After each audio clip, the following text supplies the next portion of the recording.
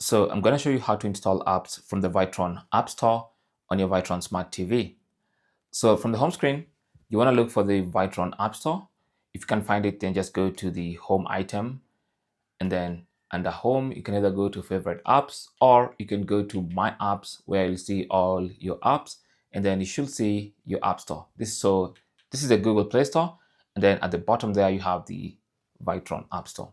So you can click on that, and then you can access you can access the Vitron App Store and install some of the apps you might want on your TV that are not available in the Google Play Store. Or maybe if you don't want to install the Google Play Store, you can actually get some of the apps from the Vitron App Store. You can see we have YouTube Music. There are some decent apps here. So you have CNN app here. You have some nice little apps. In case you don't want to install, or rather to sign in with your Google account on this smart TV. Okay, so you're not gonna get all the apps you might want, but you have YouTube Kids, you have some more apps there. You seem to have ESPN, Showmax, all that stuff is here.